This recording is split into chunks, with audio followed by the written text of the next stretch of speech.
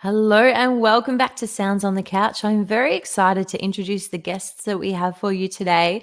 I've got the Nova Friends here, which is an outfit out of Melbourne, Victoria in Australia. They consider their genre of music as art punk, and their music is an eclectic and intense mix of pop structures with experimental arraignments. I know that you'll gain so much out of our discussion, so I'm very excited. We'll bring them up right now. Hello, thank you so much for joining us today. We're the Nova Fiends. Sorry, just correct that. Oh, sorry. Yeah, you're right. We got that. That made someone else made that same mistake recently. So yeah. Oh, yeah. I Not did know uncommon. that. I just a slip of the tongue. Yeah. Excellent. So, would you like to maybe start by letting us know about who the band is and how you came together and started creating this music? Well, right now the band is us, me, Walt, Sean, and we came together just because we played well. Everything sounded good. We wrote songs, and yeah, it just sounded good, and we had fun, which is the main thing. Yeah. Excellent. We moved. Sorry, we played in Bellingen for a while in near Coffs Harbour, and then we moved to Melbourne because wanted to play live and whatnot. Yeah, fantastic. So tell us a little bit about why you decided to make that move to Melbourne. It's just Melbourne seemed to us to be the place to do music. Yeah, it's just a matter of convenience, really. Yeah, more live venues and whatnot, and more people, really. Yeah. Yeah, fantastic. And how's that gone since you've moved here? We've done a lot of live shows. COVID has obviously changed a lot of stuff as well. It's gone. Recently, we haven't really played live for a while though. It's not to misrepresent it. We want to get back into live again, but we've been working on recorded material recently. We've released 2 singles, Last Man and Witching Eye, Witching Eye being the last one. We did a music video for that as well. And yeah, now that coronavirus is sort of getting a bit more open up and people can, like, I've seen a lot of other bands playing live shows again. So yeah, we want to get back into that for sure. That'd be great to do some live stuff. Get some band members too, a drummer and a guitarist. Fantastic. Well, we'll get into your singles in just a moment. But would you like to maybe let us know a little bit about how COVID has affected you? Obviously, you haven't been able to get out and perform as much. But how has it changed the dynamic of your band? It hasn't really changed the dynamic much. Just the general kind of isolation, I suppose, lockdown has forced us to emphasize the internet a lot more. So whereas before in previous incarnations we were very gig heavy, at the moment we're very we're very focused on the internet and setting up proper social media infrastructure. We have a website, that kind of stuff. And yeah, it's just pretty much shifted the focus to trying to record as much as we can and have it properly released. As I'm sure it's true for most bands. Yeah, I don't like the idea of releasing something and it just kind of sitting there and nothing happening. And so I've kind of realized that we need to work a bit harder in terms of getting ourselves out there, and we do it pretty much all ourselves. So I just yeah. No, excellent. And what have you learnt through doing more online and trying to get your music out there more through the internet? I mean, the internet is it takes a lot of work. You can send 100 messages, you might get 10 less back. So I don't know. The internet can be a horrible place. I see a lot of great artists there. There are so many brilliant artists around on the internet with no audience, and there's some real genius stuff out there. So that's kind of the best part of what I found of advertising, is finding so many other bands, really good stuff with just no audiences. So it's cool to be able to support bands like that, and I get a lot of support from bands and artists like that as well. So yeah. So have you been sort of collaborating and working with other artists, and how has that gone for you? We don't really. That was one thing. It wasn't a collaboration, but we had an EP come out like a split EP with a band Ain't Animals in Mexico, and that came out as a cassette, and I loved their sound. So that was probably the closest we've come to collaboration, except for maybe Shane Levine a while ago. But yeah. Yeah. Well, that's amazing with the cassette as well. How have you found sort of using that? I guess that's quite a retro way of putting your merchandise out there Oh, as I well. mean, in that case, they kind of did all the work. We just thought it was cool to be released in Mexico. To be honest, that's kind of our end of it. We just like the idea. But yeah, I don't think we even have a copy. It's just kind of over there. Yeah, they just released it on their own pretty much, and that was just that was one of the many things that I'll just message anyone who I can find on the internet essentially a lot of the time. So small stuff like that, collaborations. Yeah, sorry, yeah. Yeah, no, great. And so if we get into your singles, and so you had Last Man, and then you've got Witching Hour. Is that Witching correct? Eye. Witching Eye, sorry. Doing great today. Yeah, and so would you like to maybe tell us a little bit, maybe starting with Last Man, what was the inspiration for this single, and what inspired you to sort of put that out into the world and make it into a release? Well, Last Man, we kind of got the concept from philosophy. The idea of the last man is in no way a masculine statement. Like, it's kind of the idea that once people get to a certain stage of nihilism, they cease to see the importance of artistic output. Like, basically, the philosophic concept is that the last man would be a man who only, or a woman, or a human being who lives only for survival. They don't see the point in any grand gesture. They want their roof, they want their food, they want their, comfort, but they have no concept of further art. It seems silly to them to even try something like that. Like, why take a risk? Why do anything that doesn't directly contribute to your own comfort? And I guess the inspiration is just a general kind of pessimism. But yeah, like I kind of didn't want it to be construed in the wrong way, which with a title like that might be. But yeah, it's just basically kind of method acting, as if you're a person who knows that they're becoming like that, but can't do anything about it. Kind of, Yeah. I guess. And so you've obviously got a real passion for that philosophical kind of side of things and that real depth in your music. Where does that come from? Is that something that you've always had a passion for, or is that's something that's sort of grown over time for you?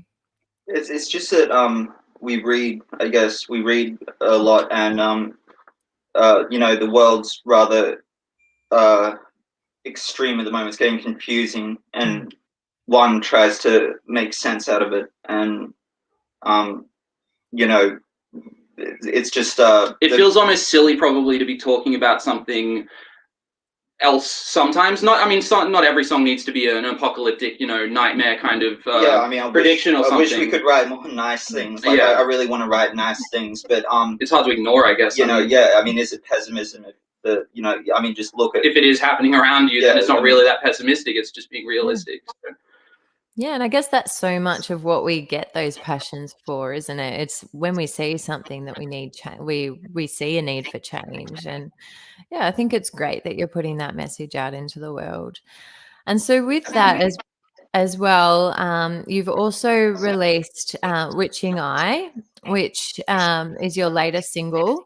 And so how does that tie in? Is that sort of a similar kind of theme, or is that something completely different? that was kind of almost like I mean, it's probably not apparent. It's almost a sarcastic parody of blues music, like listening to just like really old blues people like Leadbelly and Sunhouse, and the Devils and Trains and all that kind of stuff. So it's kind of that, and also the idea of the Faustian bargain. Like looking at things like Trump, looking at things like Scott fucking Morrison, people like that.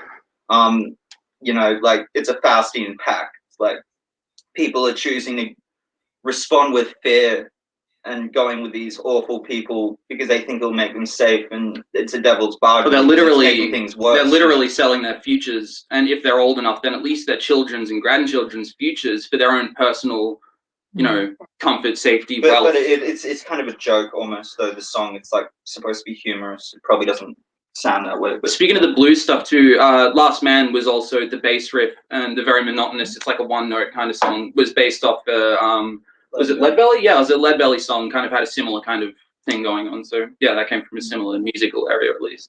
Yeah. Oh, great. And what's the response been like as you've put these out to the community?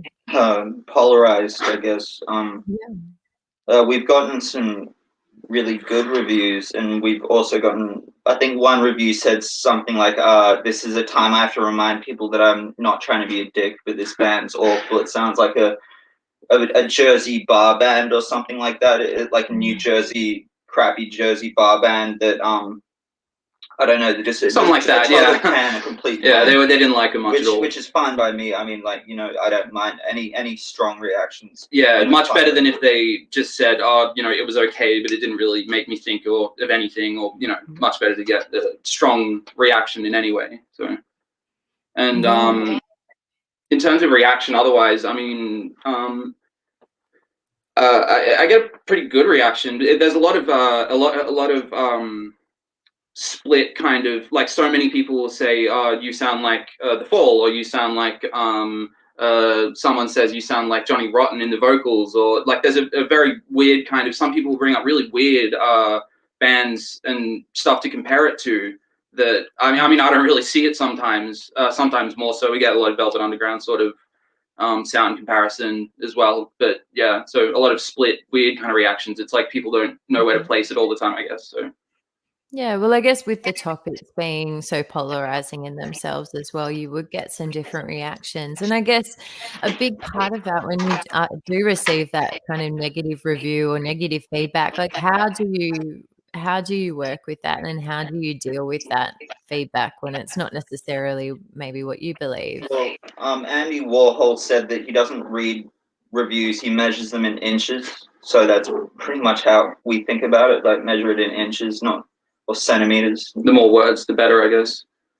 And I mean, it's good that someone's talking. I mean, it's just good to get it out there. The more people, because I mean, even if they don't like it, someone might listen to it thinking, "Oh, wow, this must suck. I want to hear it." You know what I mean? And they might like it themselves. That's what we would do if we read a review like that. Yeah, I mean, I check out things when people say this really sucks. It's almost more of a draw than if they're saying it's good, but just good. So hopefully it gets more people to hear it. And there's a lot of positive reception as well, though. Like a lot of people seem to like it as well. So yeah, that's great. Yeah.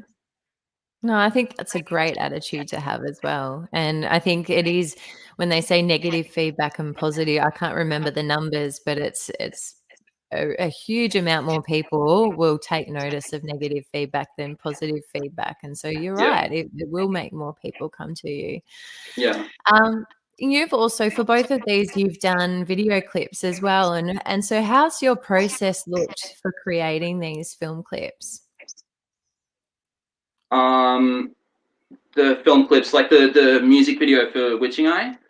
Yeah. Or like live videos. Well, the Witching Eye video was very quick. We did it in like one afternoon. Collaboration. Yeah, that was with Max Brading. He's called I Hate Max is his artist name. And he helped with the visuals. He's great with that kind of stuff. And it was kind of set up. I just wanted something moving and interesting, but also static in the sense that it's easy and simple to do, but I want it moving to catch the eye. So we hooked up the skull so I could move a controller or a phone, and that would affect the skull. So it was kind of just dancing with it. And in the background is a bunch of exquisite corpse drawings, which is like folding a paper in three people draw the picture without knowing what the other person did, and it comes up with like a surreal kind of picture.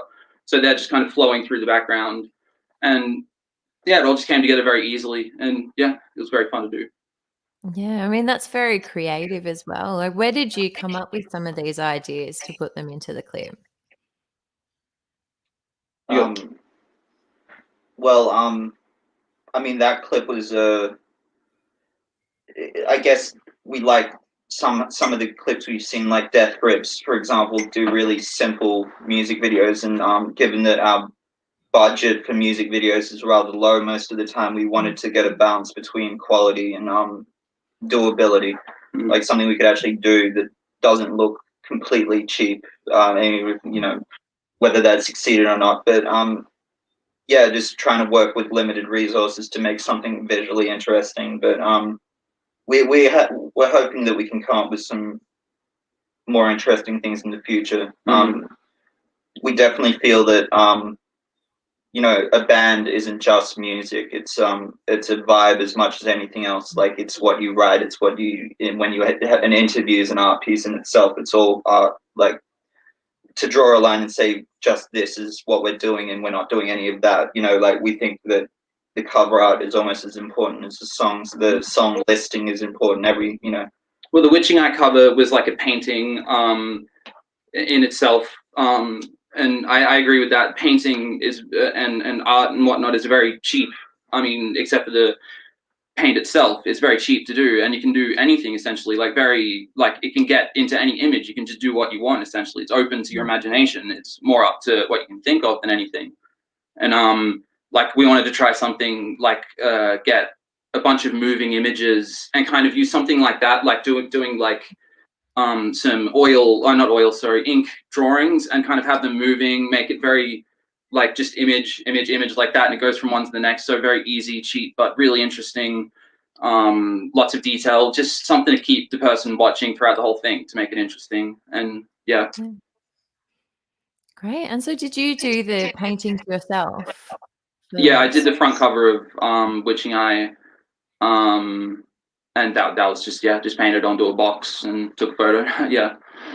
Fantastic. So do you do a lot of painting yourself as well? I used to do a decent amount of painting, but I haven't done it so much lately. I've been more just trying to focus on music. Our mother is a painter, and she's a brilliant painter, very, very good. She's been doing it decades. She's a master painter. I think she's like absolutely masterful with it. So she's been a huge influence on me in terms of visual art. And yeah, Sean's done some paintings. You can talk about that. I don't really want to talk about it. Well, that one behind my head there is Sean's. He's got a really cool style, I think. But yeah, he hasn't painted tons, but yeah. Yeah, no, excellent. I was having a look at the paintings behind you. So yeah, it's nice to be able to see that sort of whole creative side of you, of both of you. Yeah. So what does your creative process look like when you're putting together a song? When you're coming up with a new song, are you both equally involved in the writing, or how do you come together? I guess it depends on the song, but yeah, we very, very equal in how we do things. But again, it depends on the song. I guess it's very what idea works, what sounds best to both of us, just what works.